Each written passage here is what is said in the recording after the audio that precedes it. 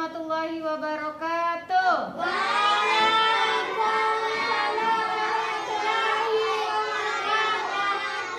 Bagaimana kabarmu hari ini, Nak? Kancabana. Oke, walaupun kita belajar siang, kita harus lebih semangat dari anak yang si pagi. Oke, anak-anak teacher. Minggu kemarin kita belajar, teacher ada menugaskan anak-anak teacher untuk membaca. Ada dibaca mengenai apa? Siapa yang tahu? Baju kurung, tentang materi baju kurung atau berpakaian di dalam adat kita. Nah, kemudian teacher ada menugaskan, menitipkan tugas. Ada dikerjakan saya? Ada. Yang ada teacher ucapkan terima kasih, alhamdulillah. Yang tidak ada dibuatlah sayang ya. Oke, sekarang buka bukunya halaman 24. Ayo cepat. Oke, Abdi terbalik itu cepat sayang. Nah, halaman 24 siapa yang sudah? Alia sudah? Coba Alia baca rangkuman 1 sampai 5 dengan suaranya yang kuat. Pakaian berguna untuk melindungi tubuh, menunjukkan kesopanan, kepribadian, budi pekerti, dan perhiasan. Pakaian yang sopan di Minangkabau adalah pakaian yang menutup aurat. Pakaian yang sesuai dengan keadaan dan tubuh pemakaiannya, dan pemakaian yang sesuai dengan tempat pemakaiannya. Pakaian adat yaitu pakaian yang dipakai pada upacara adat. Pakaian sehari-hari ialah pakaian yang dipakai dalam kehidupan sehari-hari. Baju kurung adalah pakaian adat perempuan Minangkabau. Oke, terima kasih buat Alia yang sudah membacakan. Jadi anak-anak teacher, berpakaian di dalam budaya Minangkabau juga diatur. Ya, wanita atau perempuan di Minangkabau memakai baju yang namanya, kalau di upacara adat namanya baju apa? Baju kurung, dipakai ketika ada upacara adat, ada barale ya. Nah, perempuan di Minangkabau ada tata caranya dalam berpakaian. Yang pertama, tidak boleh ketat. Ya, tidak boleh ketat, harus lapang ya Araya, dan harus menutup aurat. Kenapa harus menutup aurat? Siapa yang tahu jawabnya? Coba. Apa Ara? Ya, karena kita agamanya Muslim atau Islam. Minangkabau itu mayoritas beragama Islam. Kemudian tata caranya berpakaian, sopan santun kepada orang tua, sampai makan pun juga diatur di adat kita. Dan itu berkaitan nanti kepada kitabullah atau kitab kita. Coba orang Islam apa kitabnya? Al-Quran. Nah, di dalam Al-Quran juga ada tata cara berpakaian yang tidak boleh mencetak atau ketat. Ya, tidak boleh pendek-pendek. Nampak-nampak kaki atau pahanya itu tidak boleh, karena itu juga aurat. Jadi di dalam Islam, di dalam budaya kita Minangkabau, berpakaian juga diatur. Berpakaian juga harus sesuai dengan keadaannya. Kalau kita pergi melayat orang meninggal, tidak boleh warnanya yang menyala-nyala, merah, yang genjreng, yang bermanik-manik. Ya, kalau kita ada kemalangan, kita pergi melayat orang yang kemalangan meninggal dunia, kita harus memakai baju yang rada-rada kalem, lembut atau warna putih ya, yang soft, yang tidak semarak-semarak itu tidak. Kemudian kalau kita pergi baralek bagaimana ya? Kalau kita pergi baralek, kita sesuaikan pula. Kita pakailah baju yang bagus. Kalau wanitanya pakai baju kurung, pakai baju kurung atasannya, tapi di bawahnya pakai celana. Pantas tidak? Tidak. Jadi kalau di bawahnya pakai apa itu sayang? Pakai rok songket atau kain sarung. Begitu juga lelaki di Minangkabau. Ketika ada upacara adat, dia memakai baju adat. Ketika dia dalam pergaulan sehari-hari, dia memakai baju sehari-hari. Nah, teacher mau tanya, siapa yang tahu gunanya kita berpakaian ini? Siapa yang tahu? Untuk apa? Iya, untuk apa? Apa gunanya kita berpakaian ini apa? Untuk apa Untuk sayang? menutup aurat. Untuk menutup aurat yang pertama, untuk menghindari udara panas, ya, atau untuk menghindari udara dingin. Cobalah kalau cuaca dingin, malah kita tambah pakai jaket lagi kan, ya kan? Nah, kalau udara panas pun kita berpakaian juga, tapi yang tidak tebal dasar. Belajar mengenai sopan santun dalam berpakaian. Sekarang anak-anak teacher buka halaman 26. Ayo, siapa yang udah bisa baca? Abdul sudah bisa baca?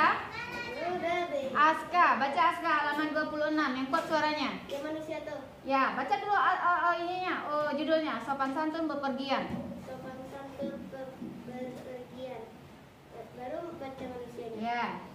Manusia selalu berusaha untuk Mencukupi kebutuhan hidupnya. Kebutuhan hidup itu ada yang merupakan kebutuhan pokok dan ada pula Tuhan tambahan. Kebutuhan tambahan Kemudian orang Minangkabau untuk melengkapi kebutuhannya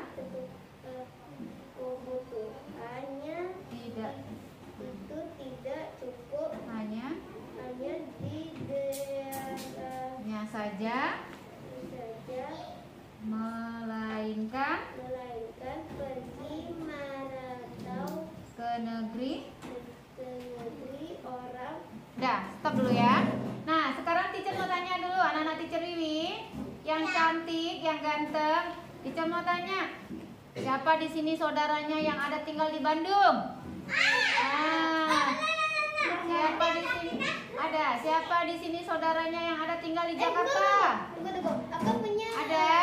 Di Jakarta. Ada di Jakarta ya? Saudaranya kerjanya di Bandung. Oke, di Bandung. Tata, ada saudara yang tinggal di Medan? Enggak. Jakarta? Enggak ada sih. Nah, ya oke. Nah, saudara-saudara kita dulu awalnya mereka itu tinggalnya sama dengan kita di kampung atau di padang ini. Kemudian mereka perginya merantau. Merantau tujuannya ada yang tujuannya untuk belajar, ada tujuannya untuk mencari nafkah. Mencari nafkah ini apa, teacher? Mencari pekerjaan yang nanti akhirnya dari pekerjaan kita itu kita bisa mendapatkan uang. Nah, uang untuk apa, Alia? Uang bisa untuk makan, untuk membeli kebutuhan yang lain, untuk keperluan kita, semuanya untuk dari biaya uang. sekolah ya.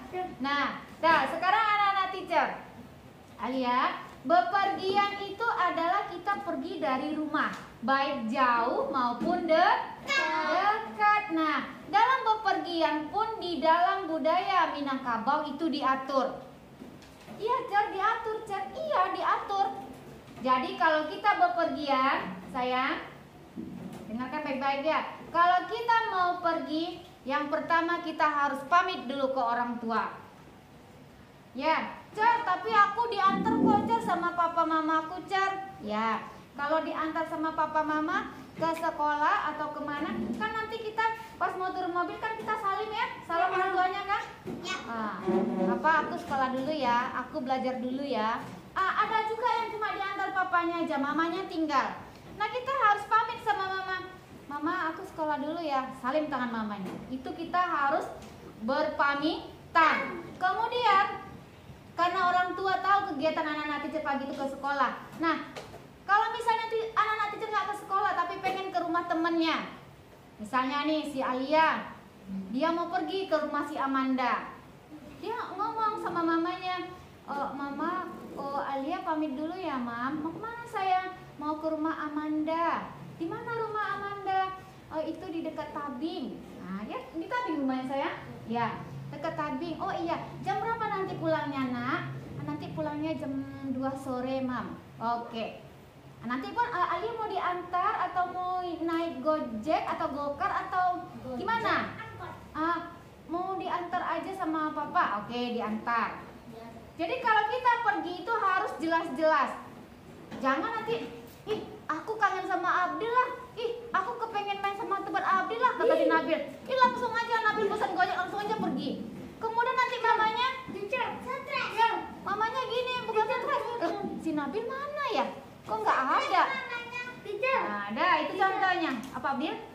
Jadi, ya itu kan contoh misal. Atau misalnya si Aska dia pengen membuat prakarya dengan si Fatir. Dia tahu rumah si Fatir ini juga dekat Tabing. Dia pesan aja gokar kan, kemudian Pak gokarnya datang, dia pergi aja. Nah kemudian mamanya kecariin, loh mana si Aska tadi? Akhirnya nggak ketemu, nanti pusing mamanya. Jadi nggak boleh seperti itu. Kalau kita mau pergi harus pamit ke orang yang ada di rumah. Ke papa, ke mama, ke kakak. Atau tidak ada orang tua kita di rumah, kita bisa pakai telepon. Kemudian kemana? Tujuannya, sebutkan tujuannya. Oke? Ketika kita bepergian bukan dengan orang tua kita, misalnya kita bepergian dengan tante, dengan saudara jauh kita. Kita itu kalau bepergian dengan orang jangan ini pecicilan. Pecicilan itu apa, Cak? Lasak sana, lasak sini. Kita misalnya pergi diajak naik angkot, terus tangan kita keluarin, boleh kayak gitu? Enggak. Datang nanti angkot dari belakang, patah tangan kita atau tangan kita ngikut sama angkot itu. Nah, kemudian kan anak-anak teacher senang karena selama ini diantar jemput pakai mobil kan. Kemudian perginya naik apa? Kemudian perginya dengan teman-teman naik angkot. Kepalanya dikeluarin di jendela. Boleh? Enggak. Nanti ada mobil lewat di belakang. Ke bawah kepala kita.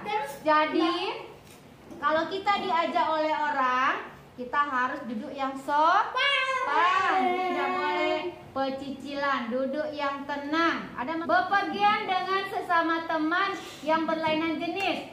Yang berlainan jenis itu misalnya laki-laki satu, perempuan satu. Ya, pergi mereka itu tidak boleh. Ya, jadi kalau mau pergi itu rame-rame. Perempuannya ada 4, laki-lakinya ada 2 misalnya. Kemudian tidak boleh pula mereka berjalannya berdekat-dekatan. Ada jarak. Laki-laki saja, perempuan saja. Begitu juga ketika duduk. Nah, kalau di sini kelompok perempuan, di sini kelompok laki-laki. Kan ada teacher kita sebelumnya kita sudah belajar tentang duduk kan? Duduk sumbang kan? Udah. Laki-laki dengan laki-laki saja, perempuan dengan perempuan saja. Yang perempuan tidak boleh meniru gaya duduk laki-laki. Diangkat pula kakinya. Boleh seperti itu? Tidak. Nah, perempuan, laki-laki juga kayak gitu. Laki-laki juga tidak boleh meniru gaya perempuan. Udah tenang. Nah, bepergian kalau bisa ada orang yang dewasa yang menemani. Tidak boleh sebesar kamu aja pergi atau teman sebaya pergi. Harus ada yang menemani orang dewasa. Nah, kemudian ketika anak-anak teacher turun dari angkutan umum atau turun dari mobil saudara atau apa, itu anak-anak teacher harus mendahulukan laki-laki apa perempuan dulu yang turun? Perempuan. Nah, anak laki-laki ketika bepergian dengan anak perempuan yang berempat tadi harus menjaga anak perempuan. Jangan nanti kita sembunyi yuk, kita tinggalin aja mereka. Ya, jadi anak laki-laki harus menjaga anak perempuannya. Begitu juga. Ya, jadi pergi bersama-sama, tidak boleh berdua-dua. Pembelajaran budaya alam Minangkabau pada hari ini materi sopan santun dalam berpakaian sampai di sini dulu. Semoga anak-anak teacher bisa memahaminya. Oke, sebelum kita mengakhiri, tenang Abdil, mari sama-sama kita mengucapkan hamdalah.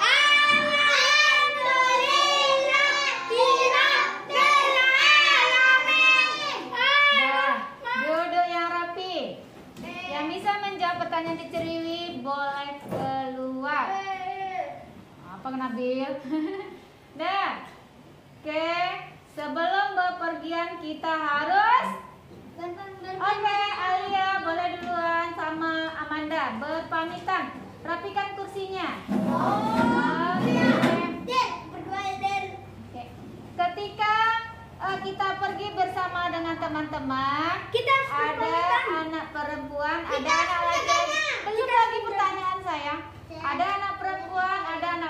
laki-laki. Siapa yang kita dahulukan turun dari kendaraan? Perempuan. Oke, Abdil, silakan. Sama Nabil. Sama Nabil, silakan terus. Abdil, rapikan itu ya. Oke. Oke, berikutnya apa sayang? Oke.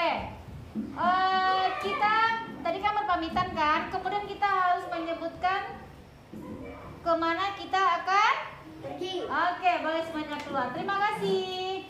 Oke.